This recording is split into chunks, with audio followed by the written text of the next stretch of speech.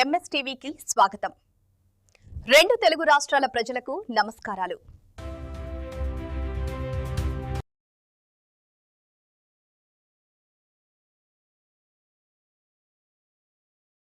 MS media ఈరోజు కామాయకొండ గ్రామ పంచాయతీకి వచ్చాము. ఇక్కడ ఎంపీటీసీగా గెలిచినటువంటి కోశీ గారితో మాట్లాడుతున్నాం. నమస్తే సార్, చెప్పండి సార్, మీకు వైసీపీ తరఫున పార్టీ టికెట్ ఇచ్చినందుకు గెలిచినందుకు మీరు ఎలా ఫీల్ అవుతున్నారు?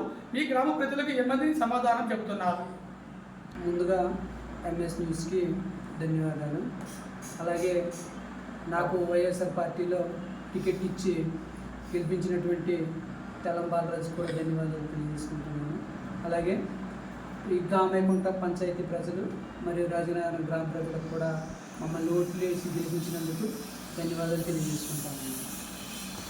మరి గెలిచిన తర్వాత ఎటువంటి 5 సంవత్సరాల్లో ఎటువంటి అభివృద్ధి సంక్షేమ కార్యక్రమాలు ప్రజలకు అందించారు? అయితే ముందుగా వైఎస్ జగన్మోహన్ రెడ్డి గారి ఆధ్వర్యంలో తెల్లం బాలరాజు గారి నాయకత్వంలో ఎంపీటీసీగా మేము పనిచేసినటువంటి 5 సంవత్సరాలు కూడా మాకు ఎంతో ఆనందదాయకం. అలాగే వైఎస్ జగన్మోహన్ రెడ్డి గారి ఆధ్వర్యంలో మేము అనేక అభివృద్ధి కార్యక్రమాలు చేయడం జరిగింది. ఏమిటంటే సచివాలయం దగ్గర నుంచి హెల్త్ క్లినిక్, రైతు భరోసా కట్టడంతో పాటు ఇంకా వాటర్ ట్యాంకులు, మా గ్రామంలో వాటర్ లేక చాలామంది ప్రజలు ఇబ్బంది పడేవారు. అటువంటి వాళ్ళకి కూడా 3 గ్రామాల్లో 90 లక్షలు, ఒక్కొక్క ట్యాంక్ వచ్చి 90 లక్షలతోటి పెద్ద వాటర్ ట్యాంకులు కట్టడం జరిగింది. అలాగే డ్రైన్లు కూడా నిర్మించడం జరిగింది. అలాగే కల్వర్ట్లు, వంతెనలు కూడా నిర్మించడం జరిగింది. అలాగే సీసీ రోడ్లు కూడా నిర్మించడం జరిగింది. దీంతోపాటు సంక్షేమం అనేది వైఎస్ జగన్మోహన్ రెడ్డి గారు ప్రతి ఇంటింటికి, గడప గడపకి అధికారులతో పాటు మమ్మల్ని నాయకులను కూడా సమర్థవంతంగా సమన్వయం చేసి పంపించినటువంటి దాఖలు గతంలో కనబడేవి. అయితే ఏ ఒక్క అభివృద్ధి కార్యక్రమం, ఏ ఒక్క లబ్ధిదారునికి అందకపోయినా సరే రాష్ట్రం నుంచి డైరెక్టర్ జగన్మోహన్ రెడ్డి గారి నుంచి మాకు కింద స్థాయిలో ఉన్నటువంటి ఎంపీటీసీకి కానివ్వండి, సర్పంచ్కి కానివ్వండి ఆదేశాలు వచ్చాయి. ఆదేశాల మేరకు ప్రజల వద్దకు వెళ్ళి ప్రతి పరిపాలన విషయాన్ని కూడా వాళ్ళకి క్లుప్తంగా చెప్తూ మేము ముందస్తు చర్యలు తీసుకుని వాళ్ళని చెప్తూ తీసుకుంటాము. మీరు రాజకీయాల్లోకి ఎందుకు అడుగు పెట్టారు? ఎంపీటీసీకి ఎందుకు ఇచ్చారు? అయితే మేము గతంలో చిన్నతనంలో ఉన్నప్పుడు మా ప్రజలు అనేక ఇబ్బందులు పడేవాళ్ళు. అయితే మాకు రాజకీయం అంతగా ఇష్టం ఉండేది కాదు. అయితే మా గ్రామ ప్రజలు పడేటటువంటి ఇబ్బందుల్లో నన్ను మొట్టమొదటిసారిగా ఒక వార్డు మెంబర్గా గెలిపించడం జరిగింది. ఆ వార్డు మెంబర్గా 5 సంవత్సరాలు పనిచేసేటప్పుడు ప్రజల దగ్గర ప్రతి ఒక్కరి దగ్గరికి వెళ్ళి వాళ్ళ సమస్యలు తెలుసుకుని వాటి పరిష్కార దృష్టిలో పనిచేయడం వల్ల నాకు అందులో కొంత అనుభవం రావడం జరిగింది. అటువంటి అనుభవం ప్రజలకి మనం చాలా అవసరమని చెప్పి తెలుసుకున్నాము. అలాగే అక్కడి నుంచి వార్డు మెంబర్గా గెలిచిన తర్వాత ఉప సర్పంచ్గా నాకు అవకాశం ఇచ్చారు. సర్పంచ్తో సహా ఉప సర్పంచ్గా నేను అన్ని సహాయ సహకారాలు అందించాను. తర్వాత ప్రజలు మమ్మల్ని గుర్తించడం వల్ల మన అవసరం ప్రజలకు ఉంది, ప్రజల అవసరం మనకు ఉంది. సమస్యల మీద పని చేయాలంటే అధికారం అనేది కంపల్సరీ ఒక మెట్టు కనుక అధికారం ఇస్తే బాగుంటుంది అనుకునేటటువంటి ఆలోచనలోని వైఎస్ జగన్మోహన్ రెడ్డి గారి ఆధ్వర్యంలో బాలరాజు గారు మాకు ఎంపీటీసీగా టికెట్ ఇచ్చి పార్టీ తరఫున మమ్మల్ని విజయవంతం చేసి ప్రజలకు అనేక అభివృద్ధి కార్యక్రమంలో పాల్పంచుకునేటటువంటి అవకాశాన్ని, మహత్కరమైన అవకాశాన్ని మాకు అందించడం జరిగింది. ఓకే సార్, మరి కొన్ని సంవత్సరాలు వైసీపీ పరిపాలన చూశారు, తర్వాత మళ్ళీ కూటమి ప్రభుత్వం కూడా చూస్తున్నారు. ఏంటి ఈ రెండు పార్టీలకి, అధికార పార్టీలకి ఏంటి వ్యత్యాసం, తేడా ఏంటి, ఏం గమనించారు? జగన్మోహన్ రెడ్డి గారి ఆధ్వర్యంలో వైఎస్ఆర్ కాంగ్రెస్ పార్టీ యొక్క ఆధ్వర్యంలో ఏమిటంటే రెండు కూటమి ప్రభుత్వానికి వైఎస్ఆర్ పార్టీకి వ్యత్యాసం ఏమిటంటే జగన్మోహన్ రెడ్డి గారు కులం, మతం, ప్రాంతం, పార్టీని చూడకుండా అభివృద్ధి కార్యక్రమాలు ప్రతి ఒక్కరికి కూడా అందించడం జరిగింది. ఈరోజు కూటమి ప్రభుత్వంలో చూసినట్లయితే అభివృద్ధి నిలైపోయింది. అలాగే ప్రజా సమస్యలు పట్టించుకునేటటువంటి పరిస్థితి లేదు. మా ప్రజలు ఇప్పుడు పడేటటువంటి కొన్ని ఇబ్బందులు, రెవెన్యూ ఇబ్బందులు కానివ్వండి, భూ తగాదాలు కానివ్వండి, అభివృద్ధి కార్యక్రమాలు కానివ్వండి, ప్రజలు పడేటటువంటి ఇబ్బందులు ప్రభుత్వం దృష్టికి తీసుకెళ్తే అధికారులు ఎంత నిర్లక్ష్యంగా నీరు కారుస్తున్నారు అనేటటువంటి విషయం కూడా మాకు స్పష్టంగా కనబడుతుంది. గతంలో అయితే లంచాలకు కూడా తావు లేకుండా వైఎస్ జగన్మోహన్ రెడ్డి గారు డైరెక్టర్ మా కళ్ళ ముందు కనబడేవాడు. ఎవరన్నా అధికారి ₹1 తీసుకోవాలంటే వైఎస్ జగన్మోహన్ రెడ్డి తన ముందు వెళ్ళి నించున్నటువంటి పరిస్థితులు వాళ్ళకి కనబడేవి. అసలు లంచానికి తావు ఉండేది కాదు. ఈరోజు ఈ ప్రభుత్వంలో, కూటమి ప్రభుత్వంలో అధికారులు బలాల కింద చేతులు పెట్టి పార్టీ యొక్క పెద్దలకు పెత్తందారి వ్యవహరిస్తూ ప్రజలను అనేక ఇబ్బందులకు గురి చేస్తున్నారు. అలాగే వస్తున్నటువంటి పెన్షన్లు లేపేయడం జరిగింది. అలాగే కొత్త పెన్షన్లు ఇవ్వకుండా అనేక ఇబ్బందులు పెడతా ఉన్నారు. గతంలో జగన్మోహన్ రెడ్డి గారి ప్రభుత్వంలో ఏంటంటే ప్రతి 6 నెలలకు ఒకసారి కనీసం 10-15 పెన్షన్లు అయితే పంపిణీ చేసేవాళ్ళు. 55 సంవత్సరాలు నిండిన ప్రతి వారిని కూడా వాలంటరీ ఇంటింటికి వెళ్ళి గుర్తించి మరి ఆధార్ పలానోరికి 55 సంవత్సరాలు నిండింది అంటే కంపల్సరీగా పెన్షన్ పెట్టించేవాళ్ళు.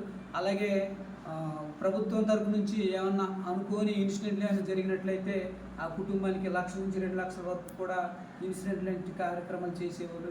ఇప్పుడు అవన్నీ కూడా నీరుగా చేసేసి ప్రజలను ఒక పచ్చని ఎడారిలో నిలబెట్టినట్టు చేసేస్తున్నారు. దీనివల్ల ప్రజలు అనేక ఇబ్బందులు పడుతున్నారు. ఈ గ్రామంలో నువ్వు కొంతకాలం నుంచి మీ అందరూ కూడా అనుభవిస్తున్న సమస్య ఏమిటి? ముఖ్యంగా మా గ్రామంలో ప్రజలందరూ కూడా ఎదుర్కొనేటువంటి ముఖ్యమైన సమస్య ఏమిటంటే రెవెన్యూ పరమైనటువంటి భూ సమస్యలు ఎక్కువగా ఎదుర్కొంటున్నారు. ఎందుకనంటే మాకు పూర్వం నుంచి కూడా జ్ఞానం లేకపోవడం వల్ల, చదువు లేకపోవడం వల్ల ఈ యొక్క భూమి విలువ మేము సాగు అయితే చేస్తాం తప్ప ఆ భూమి యొక్క కాగిత ల్యాండ్స్ డిస్ట్రిబ్యూషన్స్ వల్ల మేము పట్టించుకుపోవడం వల్ల మాకు ఇప్పుడు అనేక ఇబ్బందులు అవుతున్నాయి. రీసర్వే స్టార్ట్ అయిన తర్వాత ఈ భూముల యొక్క పూర్వపరమైనటువంటి పూర్తి వివరాలు ఈరోజు ప్రజలకు తెలియడం జరిగింది. ఆ రోజు జగన్మోహన్ రెడ్డి గారు మరి ఏ ఆలోచనతో అయితే ఈ భూ రీసర్వే మొదలుపెట్టారో, మొదలుపెట్టిన తర్వాత ఈ భూమి యొక్క విలువ ఏజెన్సీలో ఉన్న ప్రతి వ్యక్తికి కూడా తెలుస్తుంది. ఆ రోజు బ్రిటిష్ పరిపాలనలో బ్రిటిష్ వారు గుర్తించినటువంటి ఆర్ఎస్ఆర్ దగ్గర నుంచి అసలు భూమి యొక్క విలువ తెలియకుండా మేము అన్యాక్రాంతిగా జీవిస్తున్నటువంటి మాకు రీసర్వే వల్ల ఈ భూమి యొక్క విలువ తెలిసింది. ఎందుకనంటే భూమిలో ఒక రైతు సాగులో ఉంటే రికార్డ్ ఏమో వేరే రైతు పేరు మీద ఉంటుంది.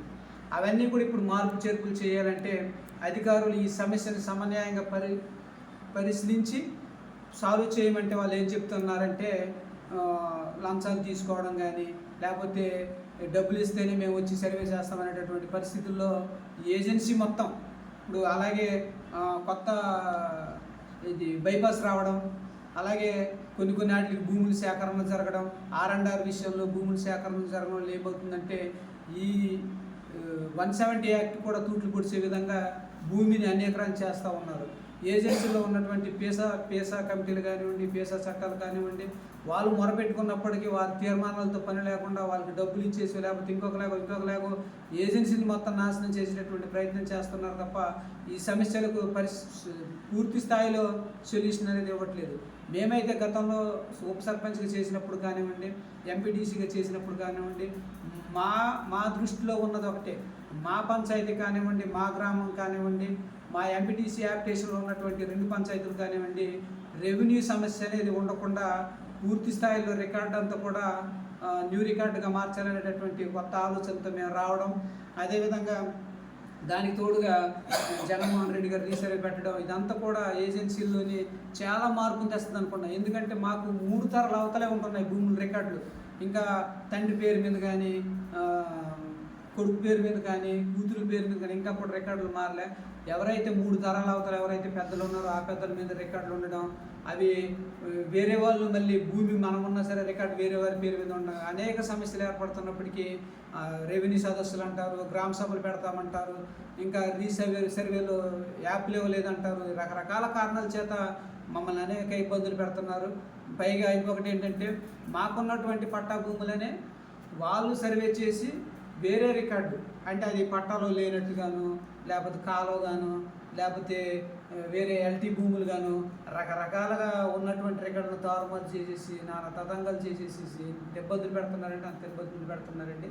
అలాగే ఈ సమస్య మీద ప్రభుత్వం కూడా దృష్టి పెట్టాలని చెప్పి పలుమార్లు కలెక్టర్ గారికి కంప్లైంట్లు పెట్టినా, ఎంఆర్ఓకి పెట్టినా సరే ఎవరు కూడా పట్టించుకునేటువంటి దాఖలు లేవు. వీటన్నిటికి కూడా ముగింపు జరగాలంటే మళ్ళీ వైఎస్ జగన్మోహన్ రెడ్డి గారి ప్రభుత్వం వస్తేనే కానీ మాకు ఈ సమస్యలను పరిష్కారం కావాలని చెప్పి గ్రామంలో ప్రజలందరూ కూడా అనుకుంటూ ఉన్నారు. ఇప్పటి వరకు కోశ్రీరావు గారు, కామాయకుంట ఎంపీటీసీ గారు అనేక విషయాలు తెలియపరిచారు. మాకు రెవెన్యూ మెయిన్ సమస్య ఉన్నది ఈ ఒక గ్రామంలో.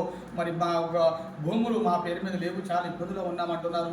అదేవిధంగా మరి ఈ యొక్క గ్రామానికి అనేక సేవలు అందించాను అని అంటున్నారు. రాజకీయంలోకి సేవ చేయడానికి ఇది ఏజెన్సీ ప్రాంతం కాబట్టి సేవ చేయడానికి వచ్చామంటున్నారు. ఈ గ్రామానికి డెవలప్ చేసినందుకు congratulations sir. Partly welcome. MST media, ప్రతి చోట ప్రజల మాట.